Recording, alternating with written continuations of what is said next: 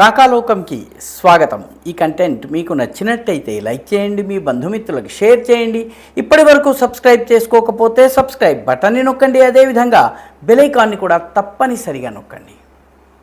జై హింద్ మిత్రులారా. దేశవ్యాప్తంగా మోదీ ప్రభుత్వాన్ని డీస్టెబిలైజ్ చేసేందుకు, దేశంలో అల్లకల్లోలను సృష్టించేందుకు ఒక భారీ ప్రయత్నం ఏదో జరుగుతుంది. ఎర్రకోట బ్లాస్ట్స్ కానీ, అంతకుముందు కశ్మీర్లో పట్టుబడ్డ ఉగ్రవాదులు కానీ, ఆ తరువాత ఉత్తరప్రదేశ్ నుంచి గుజరాత్ వరకు వివిధ ప్రాంతాల్లో బయటపడుతున్నటువంటి ఐసిస్కి సంబంధించి కానీ, ఐఎస్ఐకి సంబంధించి కానీ, అల్ఖాయిదాకి సంబంధించినటువంటి మాడ్యూల్స్ దేశవ్యాప్తంగా ఒక భారీ నెట్వర్క్ పనిచేస్తోంది. ఇది ఏదైనా సమయాన్ని ఎంచుకుని దేశవ్యాప్తంగా దాడులు చేసేటటువంటి అవకాశం ఉంది అన్నది స్పష్టం చేస్తోంది. అల్ఫలా యూనివర్సిటీ కేసు మనందరికీ తెలుసును. అందులో 2900 కిలోల అమోనియం నైట్రేట్ని ఆ యూనివర్సిటీకి సంబంధించినటువంటి మెడికల్ బోధకులు, మెడికల్ టీచర్స్ తమ ఇళ్లలో దాచిపెట్టారు. దీనిని ఉత్తర భారతదేశం అంతా పంపించేటటువంటి ఏర్పాటు, ఏకకాలంలో అన్ని చోట్ల దాడులు జరగాలన్నది ప్లాన్. అయితే ఇది ముందుగా పట్టుబట్టంతో ఢిల్లీ పేలుడు జరిగింది. ఢిల్లీ పేలుడులో తక్కువ గాయాలు జరిగినాయి. జరగాలని వాళ్ళు భావించినంత, కోరుకున్నంత నష్టం కూడా జరగలేదు. ఒక రకంగా ఈ మొత్తం కుట్రలన్నింటినీ కూడాను ఈ ఢిల్లీ పేలుడు భగ్నం చేసింది.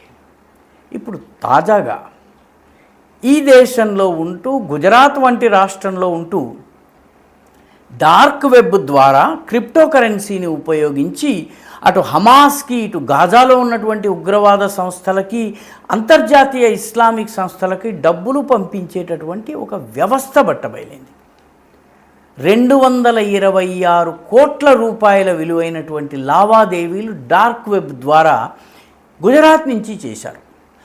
గుజరాత్కి చెందినటువంటి వ్యక్తులు ఉన్నారు, లండన్లో ఉన్నటువంటి వ్యక్తులు ఉన్నారు, మిగతా దేశాల్లో ఉన్నటువంటి వ్యక్తులు డ్రగ్స్ వ్యాపారం చేస్తూ దానికి సంబంధించినటువంటి లావాదేవీలన్నీ కూడాను, ఇదంతా కూడాను డార్క్ వెబ్ ద్వారా లావాదేవీలు జరుగుతున్నాయి. డబ్బులు అన్నీ కూడాను వాళ్ళ ఖాతాలోకి క్రిప్టో కరెన్సీ రూపంలో వస్తుంది.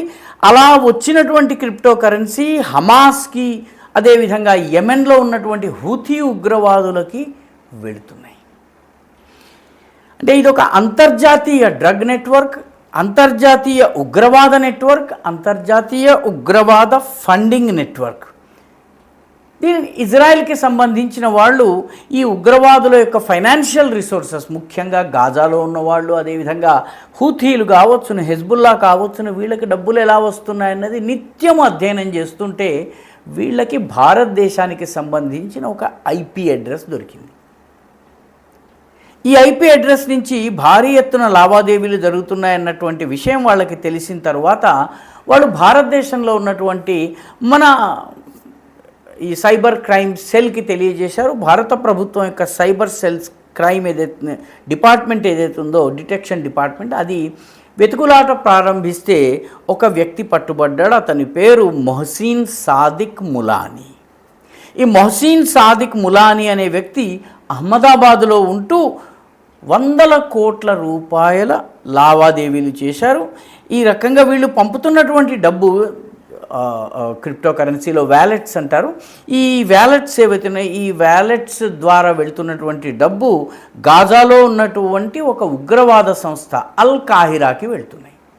అల్ కాహిరా హమాస్ యొక్క దుంపపిలక, హమాస్లోనే అంతర్భాగము, కానీ పేరు వేరే పేరుతోటి చలామణి అవుతుంది.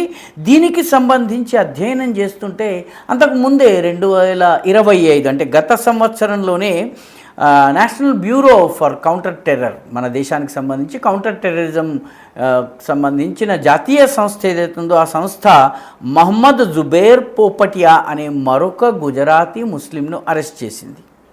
ఇతను యెమెన్లో ఉన్నటువంటి హూథీలకు సంబంధించిన అన్సరుల్లా అనేటటువంటి సంస్థకి డబ్బులు పంపుతూ దొరికారు. ఇతనితో పాటు వాస్తవానికి ఈ పోపటియా అనే వ్యక్తి భారతదేశంలో ఉన్నాడు, కానీ ఇతని మిత్రులు సల్మాన్ అన్సారీ, ఆయన లండన్లో ఉండి ఇదే పని చేస్తున్నారు. ఈ రకంగా వీళ్ళు దేశ విదేశాల్లో ఉంటూ డబ్బులు పంపిస్తున్నారు. ఈ మధ్య కాలంలో ఈ సల్మాన్ అన్సారీ అరెస్ట్ అయ్యారు. ఆ తరువాత మొత్తము ఈ కేసుని ఇటు ఇజ్రాయెల్ నుంచి, అటు ఇంగ్లాండ్ నుంచి, అదేవిధంగా ఇటు భారతదేశంలో దర్యాప్తు చేస్తే మొత్తము ఈ కుట్రలో ఉన్నటువంటి ఈ నార్కో టెర్రరిజం, నార్కో ఫండింగ్, మాదక ద్రవ్యాల ఆధారంగా డబ్బులు సేకరించి ఉగ్రవాద సంస్థలకు పంచేటటువంటి మొత్తం నెట్వర్క్లో ఉన్నటువంటి కీలకమైన వ్యక్తులు అరెస్ట్ అయ్యారు. అరెస్ట్ అయిన వాళ్ళ పేర్లు ఇందాక చెప్పుకున్నటువంటి సయ్యద్ సాదిక్ ములానీ, మొహసిన్ సాదిక్ ములానీ, ఎజాద్ అస్లం ఖాన్ పఠాన్, మొహమ్మద్ జైద్ సిద్దిఖీ, నవేద్ అయ్యూబ్ ఖాన్ పఠాన్, ఫైజ్ అహ్మద్ చిష్తి, సల్మాన్ హబీబ్ ఖాన్ పఠాన్, గులాం సాదిక్ అన్సారీ. వీళ్ళందరూ కూడాను అహ్మదాబాద్కి చెందిన వాళ్ళు. ముంబైకి చెందినటువంటి జీషాన్ సిరోజ్ మోతీవాలా అనే వ్యక్తిని కూడా అరెస్ట్ చేశారు.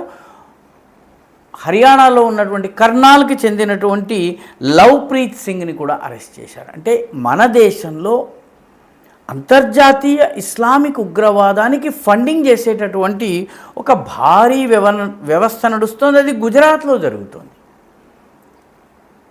మిగతా దేశంలో ఇటువంటి నెట్వర్క్లు ఎన్ని ఉన్నాయో, ఫండింగ్ ఏ రకంగా వెళుతున్నదో, క్రిప్టో కరెన్సీని ఏ రకంగా ఉపయోగిస్తున్నారో, డార్క్ వెబ్ ఛానల్స్ని ఏ రకంగా ఉపయోగిస్తున్నారు, దీనిని తేల్చవలసి ఉంది. ఇది నడుస్తూ ఉన్నటువంటి సమయంలోనే బీహార్లోని పూర్ణియాలో ఒక ఆయుధాల తయారీ కర్మాగారం పట్టుబడింది అనధికారికంగా. అసలు ఎలాంటి పర్మిషన్లు లేవు, ఏమీ లేవు. ఒక గ్రామము హరిపూర్ అనే గ్రామం ఉంది పూర్ణియా జిల్లాలో. హరిపూర్ గ్రామంలో ఒక ఇంట్లోపల 10 అడుగుల లోతున ఒక అండర్గ్రౌండ్ బంకర్ ఉంది. అక్కడ ఆయుధాలని తయారు చేస్తున్నారు. ఈ ఆయుధాలు బంగ్లాదేశ్కి సరఫరా చేసేందుకు బంగ్లాదేశ్ బార్డర్లో ఉన్నటువంటి కొన్ని శక్తులు పూర్ణియా కూడా ముస్లిం మెజారిటీ జిల్లాల్లో ఒకటి. ఈ జిల్లాలో ఒక స్థావరాన్ని ఏర్పాటు చేసి తుపాకులు తయారు చేస్తున్నాయి. ఈ తుపాకులు అక్కడికి బంగ్లాదేశ్కి పంపించాలి. ఇందులో ఇప్పటి వరకు 5గురు అరెస్ట్ అయ్యారు. అందులో ఒకతని పేరు మొహమ్మద్ అన్వర్ ఖాన్, రెండో అతని పేరు మొహమ్మద్ ఆఫ్తాబ్ ఆలం. వీళ్ళిద్దరు కూడాను ఆయుధాల తయారీలో ఎక్స్పర్ట్స్. ఆ భూమి మిఠూ కుమార్ అండ్ గబ్బర్ రాయ్ అనేటటువంటి 2 వ్యక్తులకి చెందింది. వాళ్ళ భూమిలో ఈ అండర్గ్రౌండ్ బంకర్ని తయారు చేశారు. అదేవిధంగా సూరజ్ కుమార్ అని ఉన్నాడు. ఇతను ఈ మొత్తం ఆపరేషన్స్ని నిర్వహిస్తున్నారు. కాబట్టి దేశంలో ఏ రకాల భారత వ్యతిరేక కార్యకలాపాలు జరుగుతున్నాయో తెలుసుకోవడం చాలా అవసరం. గుజరాత్లో ఫైనాన్షియల్ డీలింగ్స్ ద్వారా, క్రిప్టో కరెన్సీ ద్వారా ఉగ్రవాద సంస్థలకి సహాయం చేసే పని జరుగుతోంది. బంగ్లాదేశ్లోని ఇస్లామిక్ ఉగ్రవాదులకు ఆయుధాలు సరఫరా చేసేందుకు బీహార్లోని పూర్ణియాలో కుట్ర జరుగుతోంది. దీనికి సంబంధించిన సమాచారం పశ్చిమ బెంగాల్ ప్రభుత్వానికి వచ్చింది. పశ్చిమ బెంగాల్, బీహార్ ఈ 2 రాష్ట్రాల ప్రభుత్వాల పోలీసులు కలిసి జాయింట్ ఆపరేషన్ నిర్వహించి ఈ 5గురిని అరెస్ట్ చేశారు. కాబట్టి ఇవి బయటపడినటువంటి కుట్రలు. బయటపడనటువంటి మతోన్మాద జిహాదీ ఉగ్రవాద కుట్రలు ఈ దేశంలో ఎన్ని నడుస్తున్నాయి అన్నదే ఇప్పుడు మనందరి ముందు ఉన్నటువంటి ప్రశ్న. ఈ వీడియో మీకు నచ్చినట్టయితే లైక్ చేయండి, షేర్ చేయండి, ఈ ఛానల్కు సబ్స్క్రైబ్ చేయండి. మీ అభిప్రాయాన్ని కమెంట్ల రూపంలో తప్పనిసరిగా పంపించండి.